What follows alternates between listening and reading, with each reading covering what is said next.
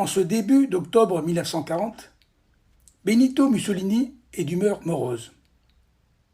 Lui qui rêvait de gloire en entrant en guerre au mois de juin, ne peut se satisfaire de la conquête du Somaliland britannique et de la trop brève avancée en Égypte du maréchal Graziani, lequel, après avoir atteint Sidi Barrani à une centaine de kilomètres de la frontière, a préféré arrêter son offensive et faire retrancher son armée dans les fortins disséminés à une quinzaine de kilomètres, comme je vous l'ai raconté dans l'épisode 9. Le Duce est jaloux des succès allemands qui s'enchaînent depuis un an. Et surtout, il s'agace de l'attitude d'Hitler à son égard. En effet, il n'existe entre l'Allemagne et l'Italie aucune coordination de leurs projets militaires. Et Mussolini veut prouver à son allié que son pays peut aussi mener ses propres conquêtes territoriales. Le 12 octobre 1940, il déclare à son gendre, le ministre des Affaires étrangères Galeazzo Ciano, je cite, « Hitler me met toujours devant le fait accompli. Cette fois-ci, je vais lui rendre la monnaie de sa pièce. Il apprendra que j'ai occupé la Grèce par les journaux. Ainsi, l'équilibre sera rétabli. » Ainsi en a décidé Mussolini. La Grèce doit faire partie de la sphère d'influence italienne, et son invasion sera une promenade militaire. En effet, que pourrait peser ce pays de 7 millions d'habitants face à 45 millions d'Italiens? Le pays est pauvre. Un tiers de sa population est analphabète. Son produit national brut est 9 fois inférieur à celui de la Grande-Bretagne. La tuberculose et la malaria y sont des maladies endémiques. Si les Grecs vivent depuis 1936 sous un régime fascisant, avec à sa tête le général Ioannis Metaxas, qui a mis fin à plus de 13 années d'instabilité politique, leur pays est économiquement dépendant de la Grande-Bretagne, qui détient 70% de sa dette. Les relations entre les deux pays sont plutôt bonnes, surtout depuis que le 13 avril 1939, la Grande-Bretagne s'est portée garante de l'indépendance de la Grèce. Pour les Britanniques, en effet, l'île de Crète est, avec l'île de Malte, une défense naturelle pour la route des Indes via l'Égypte et le canal de Suez, et elle ne doit pas tomber entre des mains ennemies. La Bulgarie, qui a des visées sur la Thrace et la Macédoine, a d'abord été pour la Grèce le voisin le plus dangereux, amenant le général Metaxas à faire construire à la frontière avec ce pays une ligne fortifiée portant son nom, inspirée de la ligne Maginot. Mais l'impérialisme affiché de l'Italie fasciste a fait de ce pays l'ennemi principal, surtout depuis qu'elle a occupé l'Albanie voisine. Mussolini a fixé au 28 octobre 1940 le début de l'invasion de la Grèce. Le 19, il écrit une lettre à Hitler faisant allusion à une action dans ce pays, mais en restant volontairement vague quant à la forme et à la date d'une telle action. En outre, il n'enverra cette lettre que le 22 octobre, au moment où Hitler est en route pour rencontrer le général Franco à Hendaye.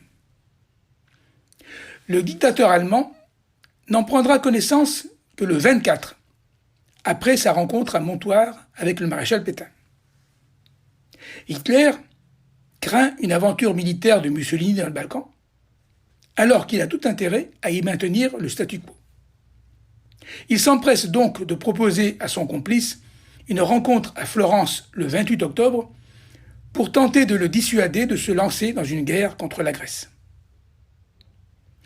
Mais c'est un Mussolini rayonnant qui, prenant Hitler de vitesse, l'accueille le 28 en lui annonçant, je cite, « Führer, nous sommes en marche. À l'aube, nos troupes ont franchi la frontière gréco-albanaise. » Et devant la mine passablement dubitative de son interlocuteur, il ajoute « Ne vous inquiétez pas, tout sera fini dans 15 jours. » En effet, le 28 octobre 1940 au petit matin, avant même la fin de l'ultimatum que son ambassadeur vient de présenter au Premier ministre grec, l'Italie a commencé l'invasion de la Grèce depuis l'Albanie. Dans un premier temps, l'offensive italienne commandée par le général Prasca semble être un succès. Les Italiens franchissent le fleuve Kalamas et progressent en direction de Ioannina. Le port d'Igoumenitsa, face à Corfou, est occupé le 6 novembre. Mais les conditions météorologiques deviennent de plus en plus exécrables. Et le général Prasca doit suspendre son offensive le 8 novembre, aux grandes dames de Mussolini, qui le limoge le lendemain pour le remplacer par le général Sodou, sommé de reprendre l'offensive. Mais ce qu'ignorent alors les Italiens, c'est que l'armée grecque, consciente de son infériorité numérique, leur a tendu un piège en les laissant s'engager dans les défilés du massif du Pinde avant de lancer une contre-attaque le 14 novembre en prenant les Italiens de revers. En quelques jours, les troupes italiennes sont chassées de Grèce. Mais les Grecs ne s'arrêtent pas à la frontière. Sur leur lancée, ils pénètrent en Albanie. Gorica tombe le 22 novembre. Pogradec et Argyrocastro le 4 décembre. Himare le 24. Et Kelcire le 10 janvier 1941. C'est alors près du quart du territoire albanais qui est ainsi conquis par les Grecs. Le général Sodou sera à son tour limogé et remplacé le 29 décembre par le général Cavallero. Mussolini est découragé et il se confie ainsi à Ciano. Je cite : « Il n'y a plus rien à faire. C'est absurde et grotesque, mais c'est ainsi. Il faut demander un armistice par l'intermédiaire de Hitler. » Heureusement pour le Duce, l'hiver est arrivé. La température peut chuter jusqu'à moins 20 degrés sur les hauteurs de l'Albanie. Et les combattants, épuisés de part et d'autre, sont contraints de se retrancher momentanément sur leur position. Dès le début de l'invasion, le gouvernement grec a sollicité l'aide de la Grande-Bretagne et Churchill ne peut pas faire autrement que de venir en aide à un pays dont la résistance à l'envahisseur italien a enthousiasmé l'opinion publique britannique. Cependant, les Britanniques ne disposent pas de gros moyens. Et en novembre 1940, ils ne peuvent envoyer que 5 escadrilles de la Royal Air Force et quelques troupes en Crète. Toutefois, la présence britannique en Grèce ne peut laisser Hitler indifférent. Car ces escadrilles de la Royal Air Force sont une menace potentielle pour les puits de pétrole roumains de Ploesti, qui sont vitaux pour l'Allemagne.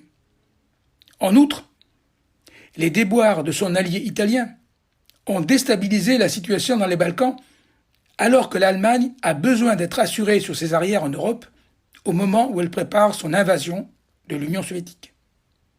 Aussi, dès le mois de novembre 1940, l'état-major allemand travaille sur un plan d'intervention en Grèce, via la Roumanie et la Bulgarie, pour sécuriser son front sud.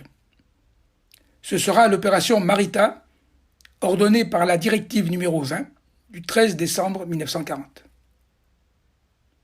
Entre-temps, les Britanniques accroissent leur présence en Grèce, décidant le 22 février 1941 de l'envoi de 58 000 hommes que Churchill est toutefois obligé de prélever sur les troupes qui se battent en Libye, comme je vous l'ai relaté à l'épisode 9.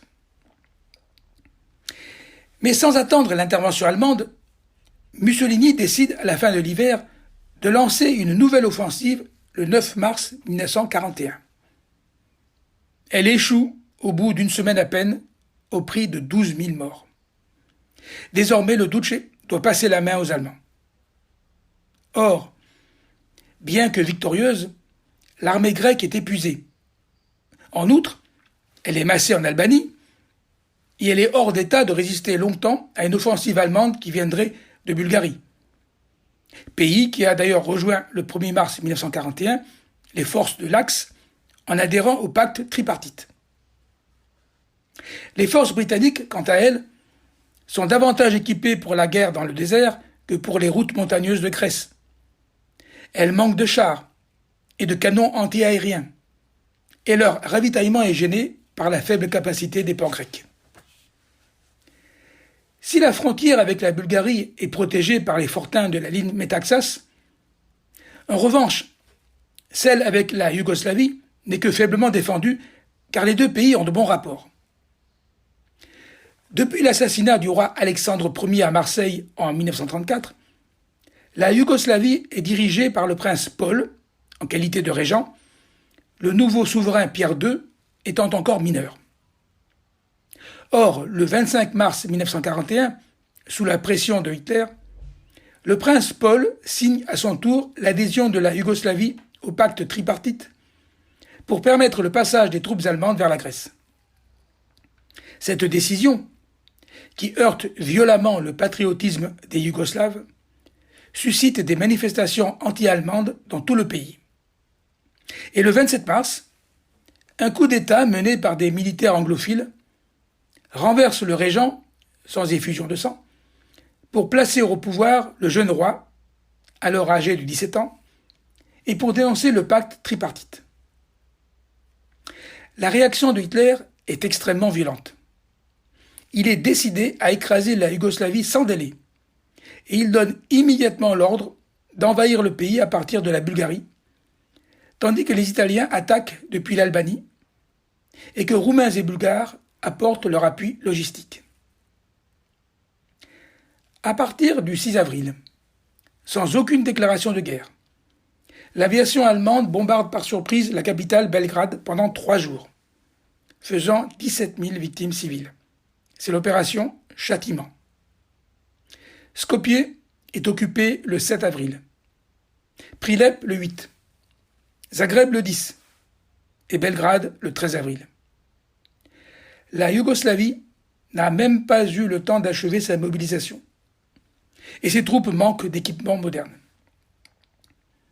Le 17 avril 1941, l'armée yougoslave est contrainte à la capitulation, tandis que son roi a fui en exil, comme les souverains de Norvège et des Pays-Bas l'année précédente. Les pertes allemandes sont insignifiantes.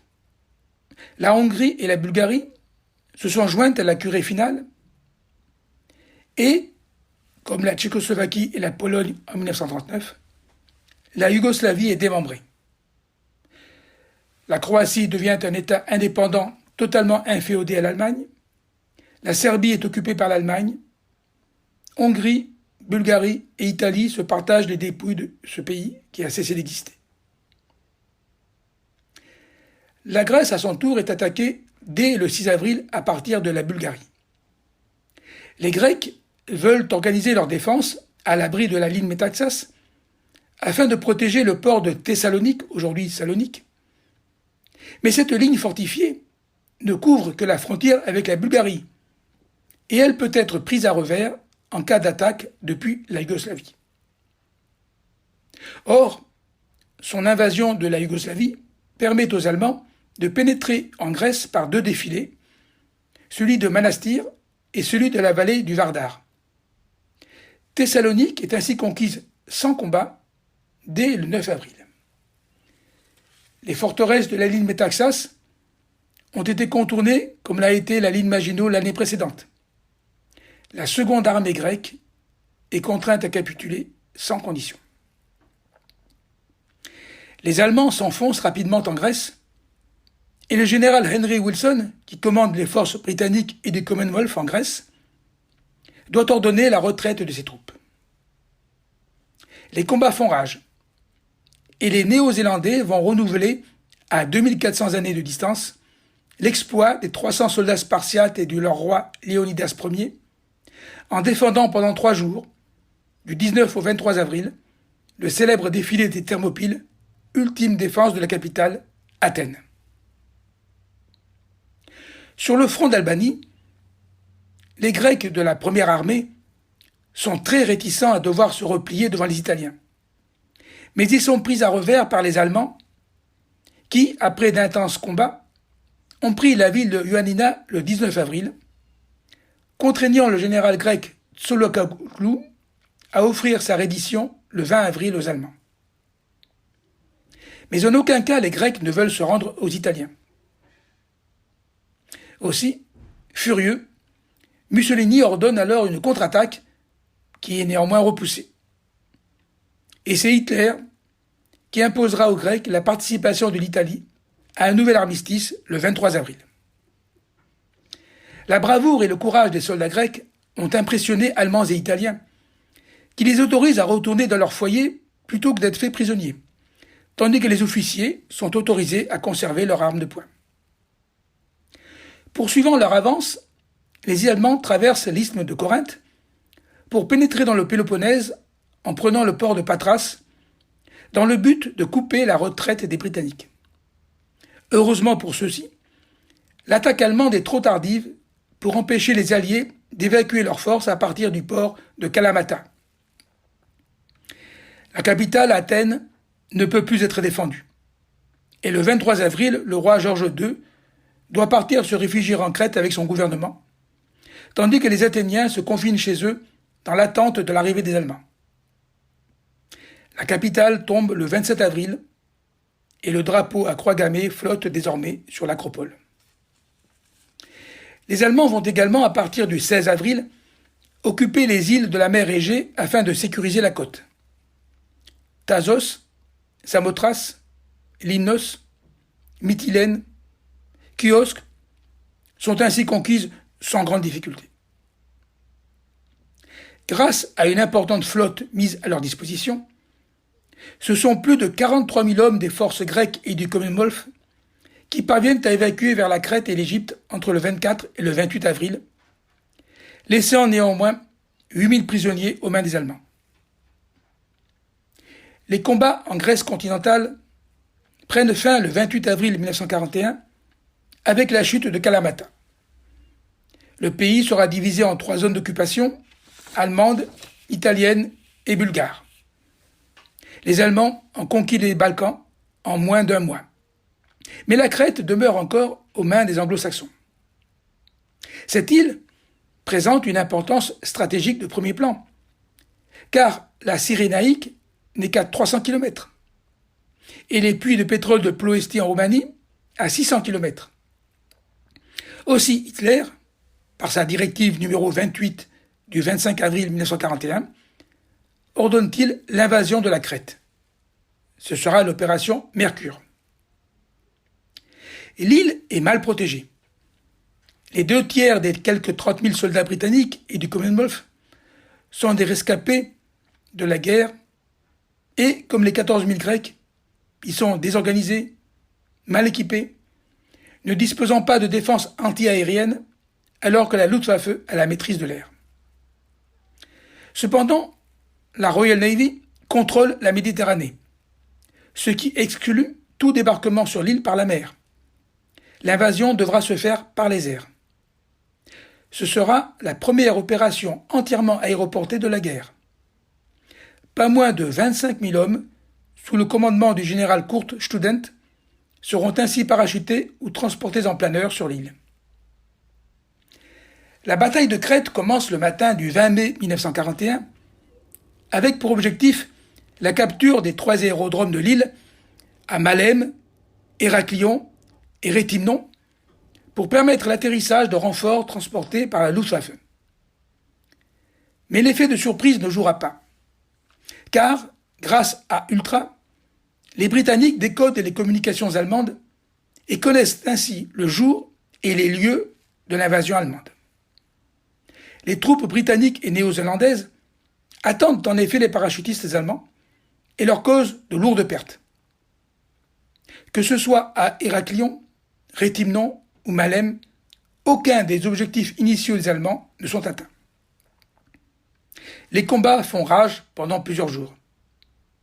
Et malgré de lourdes pertes, les Allemands parviennent néanmoins à débarquer de plus en plus de chasseurs alpins, faisant progressivement basculer le rapport des forces, d'autant plus que sur mer, les navires britanniques chargés d'acheminer des renforts sont durement touchés par la Luftwaffe et doivent rebrousser chemin. À partir du 27 mai, les Britanniques doivent se replier vers le sud de l'île, alors que les Allemands ont pris la ville de la Canée. Les troupes britanniques évacuent par mer depuis le petit port de Sfakia entre le 30 mai et le 1er juin 1941. Le roi George II doit à son tour prendre le chemin de l'exil. les Britanniques ont pu évacuer 15 000 hommes, mais ils ont dû laisser 11 800 prisonniers et ont eu 1 700 tués. Les pertes maritimes sont lourdes. 3 croiseurs et 6 destroyers coulés. Un porte-avions, 3 cuirassés, 6 croiseurs et 9 destroyers endommagés. Les Allemands ont gagné la campagne de Crète, mais à quel prix? 6 000 hommes ont perdu la vie, dont 1 520 parachutistes, auxquels il faut ajouter les 1 502 disparus et les 1 500 blessés. Le général Student dira que la Crète a été, je cite, « le tombeau du parachutiste allemand ». Les pertes matérielles de la Luftwaffe sont également importantes. 52 chasseurs, 18 Stuka, 26 bombardiers, 4 avions de reconnaissance, mais surtout plus de 100 avions de transport Junker 52. Devant le coût humain et matériel de cette opération, Hitler n'ordonnera plus jamais de nouvelles opérations aéroportées. Les parachutistes de Student ne sauteront jamais sur Malte, Chypre ou au Moyen-Orient. Quel bilan tirer de ces combats dans les Balkans? Hitler avait prévu d'attaquer l'Union soviétique à partir du 15 mai 1941. L'invasion de la Grèce, pour venir en aide aux Italiens, retardera d'1 mois ses projets. Et pour certains, ce délai a été fatal aux forces de l'Axe, dont l'attaque sur Moscou et le Caucase a été brisée par l'hiver russe. Mais pour d'autres historiens, même si elle avait été lancée dès le 15 mai 1941, l'opération Barbarossa n'en aurait pas moins été un échec. Mais ceci est une autre histoire.